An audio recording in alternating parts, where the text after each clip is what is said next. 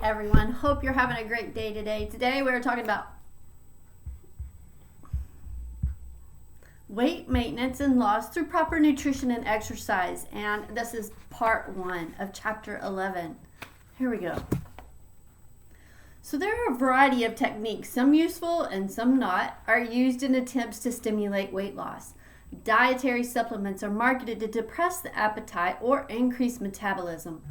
Creams are applied to specific body parts to shrink local fat deposits, and surgical techniques include intestinal bypasses, removal of or stapling part of the stomach, excision or suction removal of subcutaneous fat tissue, and wiring the jaw shut. Weight loss diets involve almost every possible manipulation, including the high-fat diet, the high-protein diet, the chocolate diet, the grapefruit diet, the starvation diet, and even the no diet diet. Advertising claims that specifically designed clothing worn during exercise can help you lose inches of fat in hours. Psychological techniques such as hypnosis or behavioral modification are designed to change your eating habits. There are non-clinical programs for the treatment of obesity that are commercial franchises using packaged materials provided by counselors who usually are not professional healthcare providers. These programs are or may not be managed or advised by appropriate healthcare professionals. In general, there is little scientific research on the effectiveness of non-clinical programs. Do-it-yourself programs include any effort by the individual to lose weight by himself or herself through use of popular diet books, dietary aids, or counseling or support groups, or through community-based and worksite programs. These treatment programs may be well suited for individuals who have accumulated excess body fat through environmental conditions such as excessive weight eating and decreased physical activity. Such programs may be beneficial to the typical adult, for substantial amounts of body fat appear to accumulate between the ages of 25 and 35. The prevalence of overweight individuals, as measured by the Body Mass Index, BMI, in the United States, has increased in the past quarter century in both children and adults, and this weight gain has been associated with an increased incidence of health complications. However, the 2013 expert panel by the National Heart, Lung, and Blood Institute reported evidence that even small, just 2 to 5% decreases in weight or BMI may decrease the risk and symptoms of diabetes, improve your lipids and blood pressure, and decrease mortality from cardiovascular diseases and all causes. 1 pound is equivalent to 400 of fat.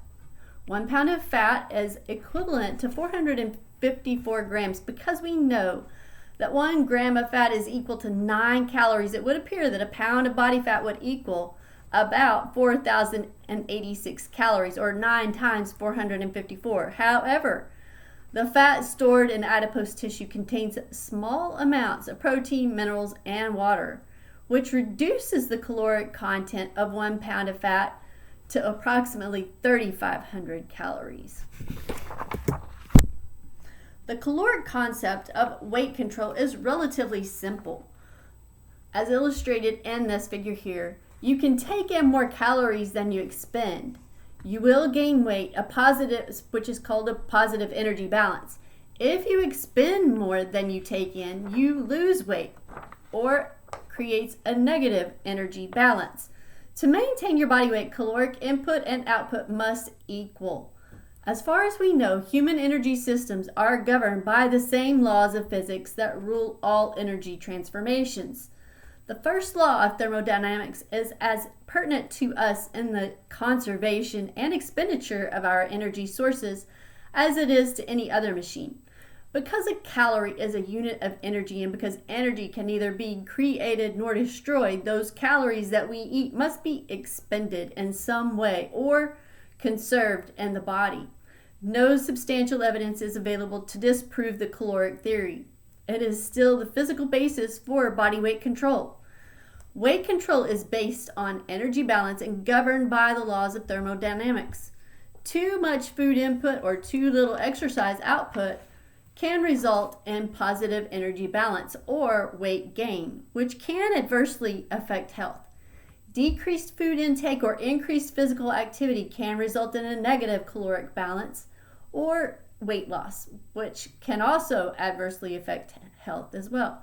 Attaining true energy balance to maintain a healthy body weight is the focus of this particular chapter. So how many calories do I need per day to maintain my body weight? That depends on a number of factors, notably your age, your body weight, your gender, your resting energy expenditure or your REE, and the thermic effect of food, as well as your physical activity level.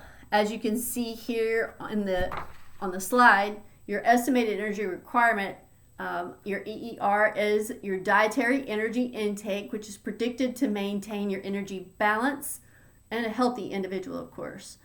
Your EER is dependent upon your resting energy expenditure, so how much energy you're expending at rest, your basal metabolic rate, as well as the thermic effect of food. So when we eat, that actually you are expending energy to digest that food. And then, of course, the thermic effect of exercise, the calories that you're burning, and all of that. So your total daily energy expenditure is your REE, your resting energy expenditure, plus your thermic effect of food and the thermic effect of exercise.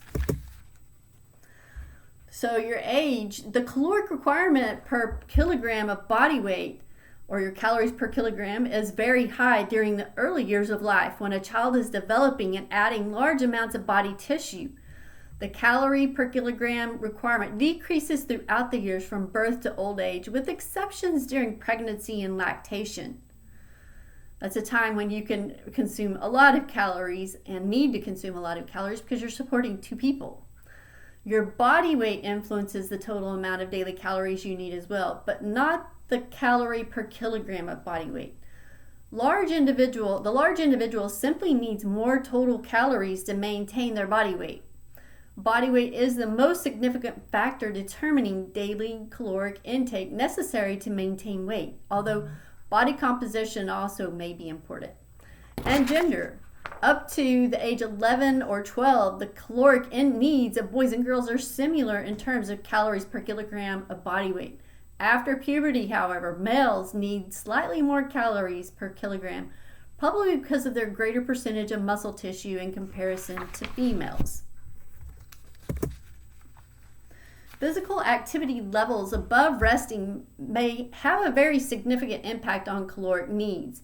Some activities like bowling may increase energy needs only slightly, whereas others, such as running for 1 hour or more, may add about 1,000 to 1,500 or more calories to the daily energy requirement. All of these factors make it difficult to make an exact recommendation relative to daily caloric intake needs. The doubly labeled water technique may provide a fairly accurate measure of total daily energy expenditure. However, it is rather expensive and not readily available to most individuals.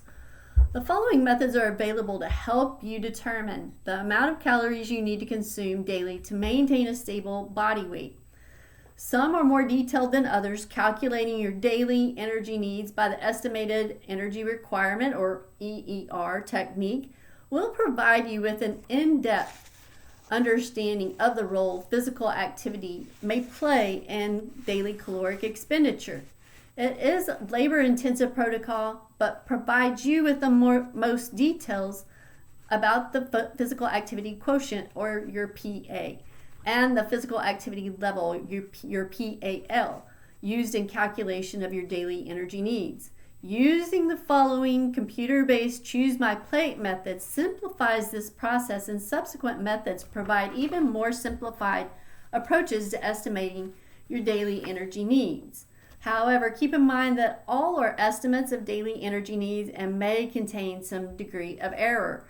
And you can see here, this chart, this table is showing you the physical activity level categories, and what your coefficient would be based upon whether you're sedentary, you're low active, you're active, or very active. So EER, as presented by the National Academy of Sciences, or your estimated energy requirement, in its document focusing on the DRI for energy, the National Academy of Sciences defined EER as a dietary energy intake that is predicted to maintain energy balance in a healthy individual of a defined age, gender, weight, height, and level of physical activity, consistent with good health. As you may recall, total daily energy expenditure, or TDEE, includes resting energy expenditure, your REE, the thermic effect of food, TEF, and the thermic effect of exercise. The EER equations for gender and different age categories are presented in the table I just showed you. As noted, the equations require height, age, weight, and physical activity coefficient. You can easily determine the first three criteria, which is all you need to obtain an estimate of your energy requirements. If you are sedentary, but determination of your physical activity requires some effort. To calculate your EER, you should first determine your energy needs for a sedentary lifestyle. Select the appropriate formula for your gender and age and use the value of 1.0 as the physical activity. For example, a 20-year-old sedentary male weighs 175 pounds or 80 kilograms, who is 71 inches and tall, would have a daily EER of 2,715 calories. So your EER is equal to 662, and I'm not going to go through all of that. You can see it here.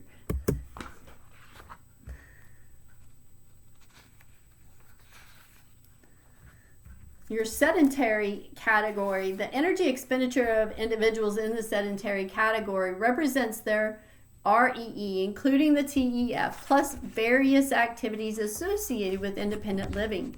Examples are activities found in inactivity, self-care, and miscellaneous. Compendium categories such as dressing, grooming, light household tasks, and other forms of very light activity. The PAL will range from 1.0 to 0.139 for no daily physical activity. But the physical activity coefficient in the NAS EER formula is set as a baseline of 1.0. Individuals who walk less than 30 minutes daily generally fall in this category. Low active, on the other hand, in addition to the normal daily activities of independent living, the energy equivalent of walking about 2.2 miles per day is required to be in the low active category. The PAL for this category will range from 1.4 to 1.59, but the NAS Physical Activity Coalition for the formula is set at 1.11 to 1.16, depending on gender and stage of life. Individuals who walk 45 to 50 minutes or jog 20 to 25 minutes daily generally fit this category. In addition to the normal daily activities of independent living, the energy equivalent of walking about 7 miles per day is required to be in the active category. The PAL for this category will range from 1.6 to 1.89. But the PA coefficient for the EER formula is set at 1.25 to 1.31, depending on gender and stage of life. Individuals who walk 115 to 120 minutes or jog 55 to 60 minutes daily generally fall in this category. In addition to the normal daily activities of independent living, the energy equivalent of walking about 17 miles per day is required to be in the very active category. The PAL for this category will range from 1.9 to 2.5, but the PA coefficient for this formula is set at 1.42 to 1.56, depending on gender and stage of life. Individuals who walk 3.7 to 4 hours a day or jog 1.75 hours daily generally fit this category. That's a lot of miles. The National Academy of Science Institute bases the PAL, or your physical activity level, on the amount of daily physical activity that is equivalent of walking at a rate of 3 to 4 miles per hour. and the compendium, walking 2.8 to 3.2 miles per hour level, moderate pace, and a firm surface requires 3.5 METs, whereas jogging general requires 7 METs. To reach a specific PAL category, one must expend the energy equivalent of walking a set number of miles. Although the NAS bases the PAL on an energy equivalent of walking, a multitude of physical activities of similar intensities may be used to reach the energy equivalent for a PAL category. Use the compendium to find other activities requiring a similar intensity in METs. A MET value can be converted to calories per kilogram per minute. Total calories required for an activity can then be calculated by multiplying the calories per kilogram per minute by body weight in kilograms and the total time of the activity in minutes. The agreement between the NAS procedure and the use of the compendium to estimate exercise caloric expenditure is not exact, but different calculations are used. However, both provide reasonable values for the energy cost of daily physical activity. And you can see the physical activity pyramid here. This is for people, adults, ages 18 to 64, and the different types of activities. So we want to try to limit our inactivity and try to increase our lifestyle to include biking, yard work, household chores, and walking. But also we should be getting some aerobic activity, at least 150 minutes of moderate intensity each week. And that would include walking and jogging. And then, of course, strength and flexibility at least 2 times per week.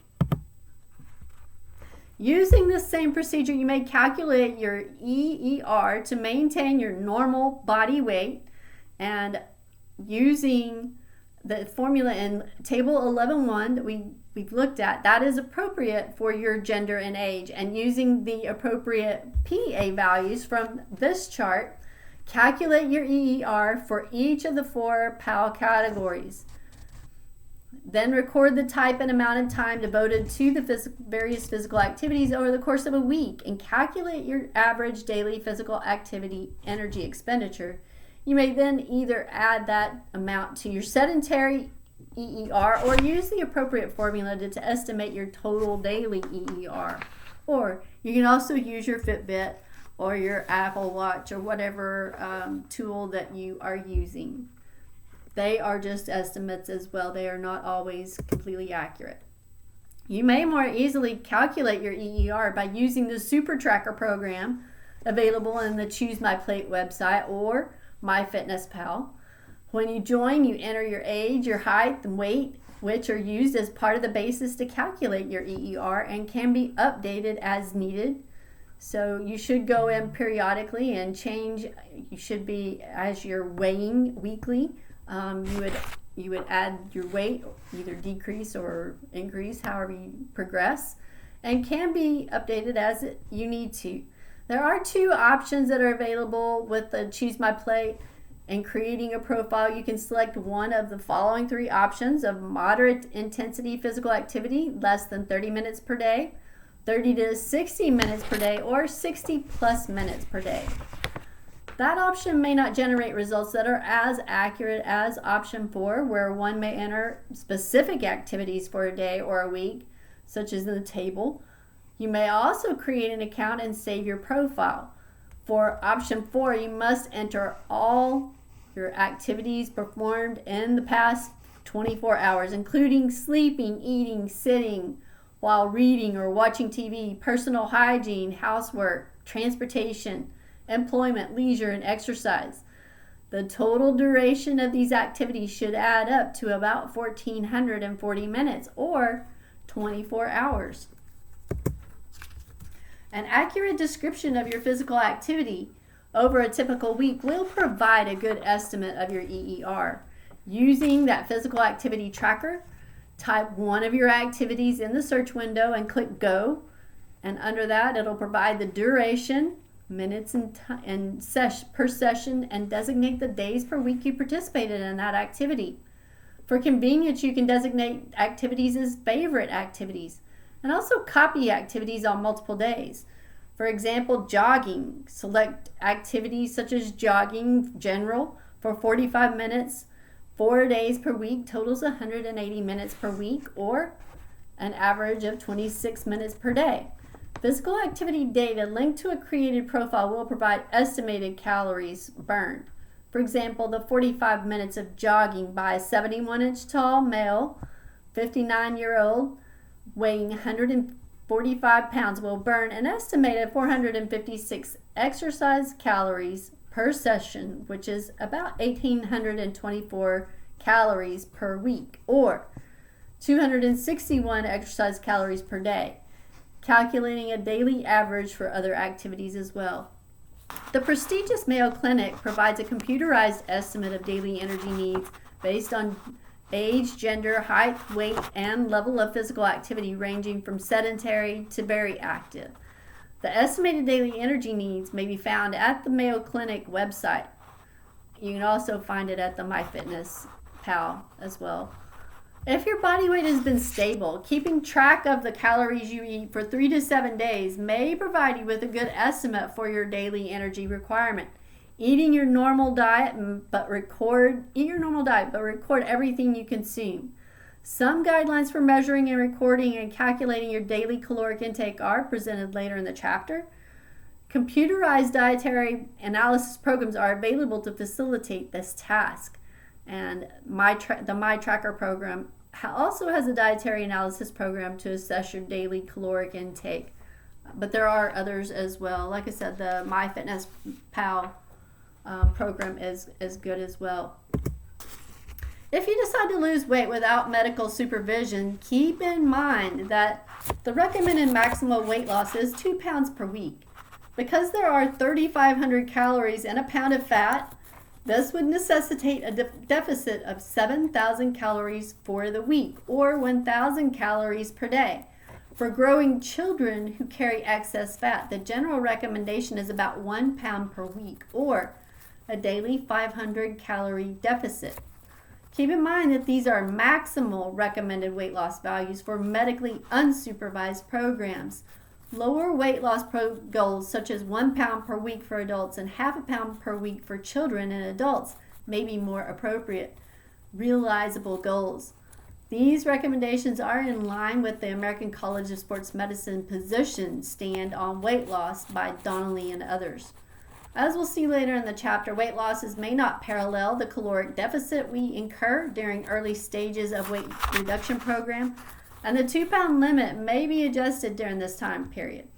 In addition, as mentioned previously, we want our weight loss to be body fat tissue and not lean body mass. A loss of 10 pounds of weight may help improve physical performance, but if 5 pounds is muscle tissue, then performance could deteriorate.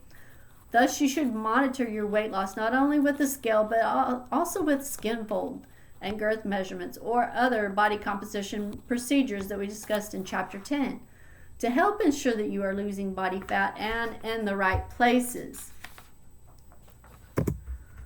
As we talked about in Chapter 10, individuals desire to lose weight for one of 3 reasons: to improve performance, appearance, health, or physical performance.